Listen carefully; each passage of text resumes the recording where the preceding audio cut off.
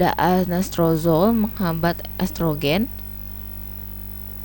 pada biasanya kanker payudara, kanker ovarium akan terjadi pada wanita yang telah menopause.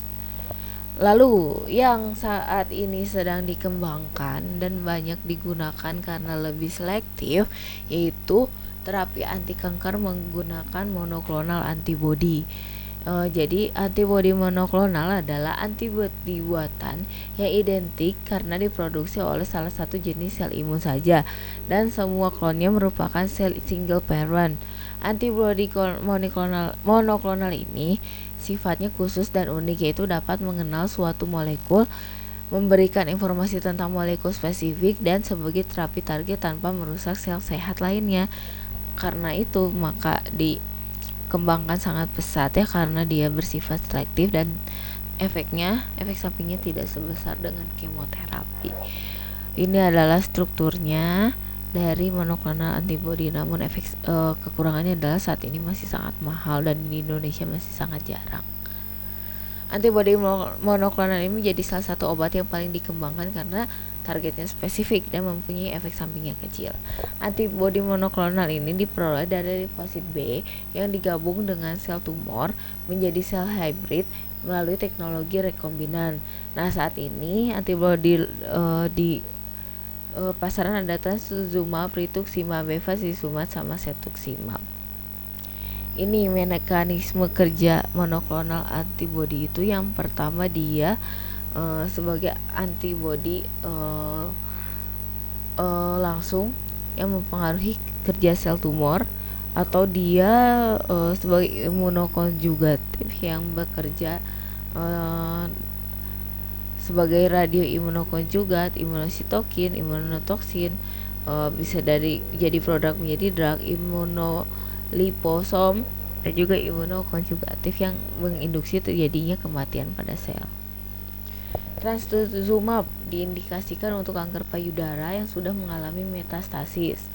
Mekanismenya ini, trastuzumab adalah menurunkan ekspresi reseptor HER2, di mana kita ketahui bahwa HER2 ini adalah indikator pada kanker payudara. Jadi mekanismenya menginduksi sitotoksisitas pada sel karena antibodi.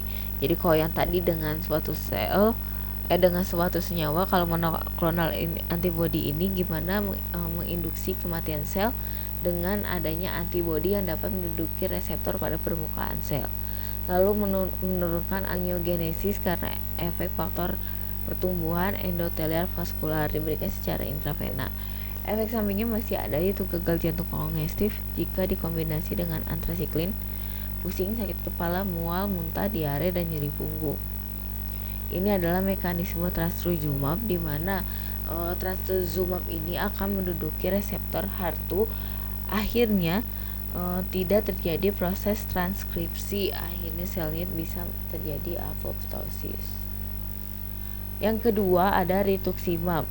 Rituximab ini akan berikatan dengan antigen pada sel B limfosit B serta sel imun, sehingga menginduksi sistem komplement antibodi dan sitotoksisitas yang memediasi sel B. Untuk farmakokinetiknya sendiri digunakan secara intravena dan menyebabkan penurunan sel B. Efek sampingnya hipotensi, bronkospasme, dan angioedema.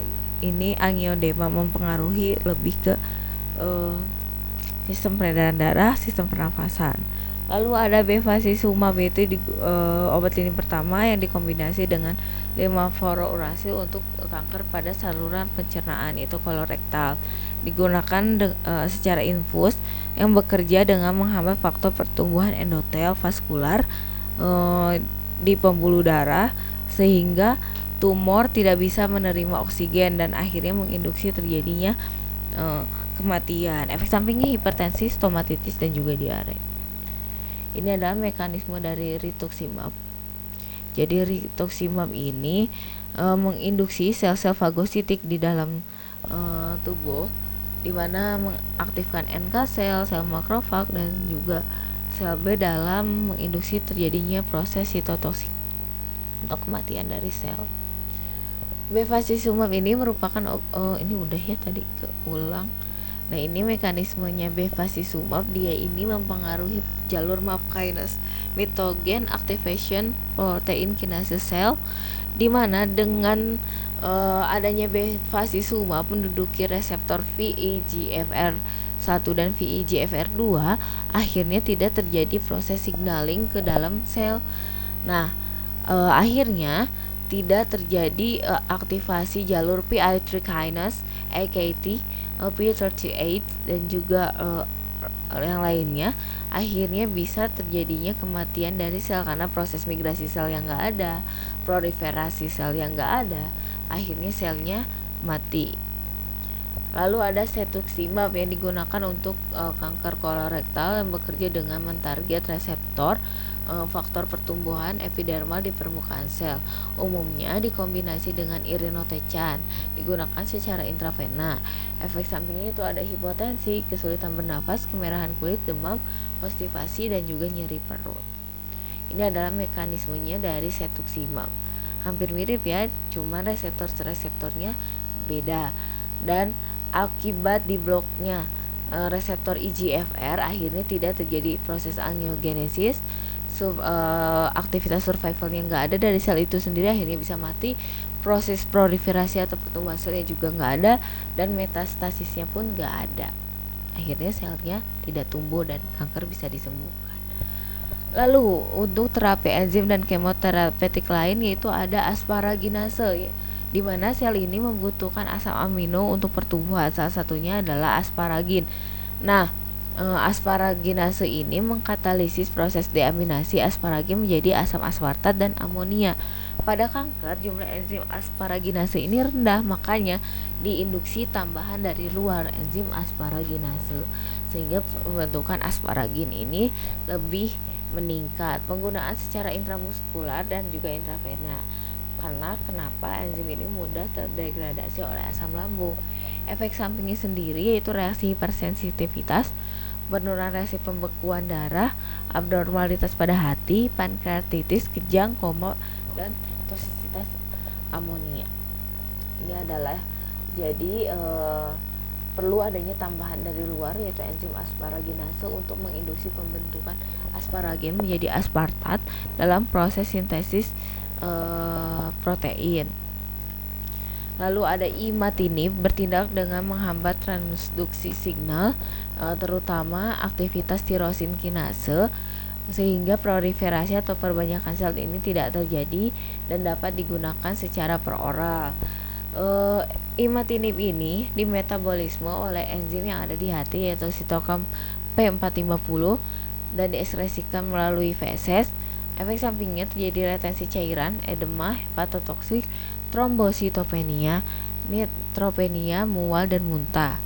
Lalu ada interferon yang merupakan tumor supresor gen ya. Interferon ini berinteraksi dengan reseptor di permukaan sel lain sehingga terjadi reaksi intraselular seperti sistem sintesis enzim, supresi atau proliferasi sel, aktivitas makrofag yang meningkat, dan proses sitotoksis dari sel limfosit. Digunakan secara sukutan dan juga intramuskular. Lalu ada irinotecan dan topotecan.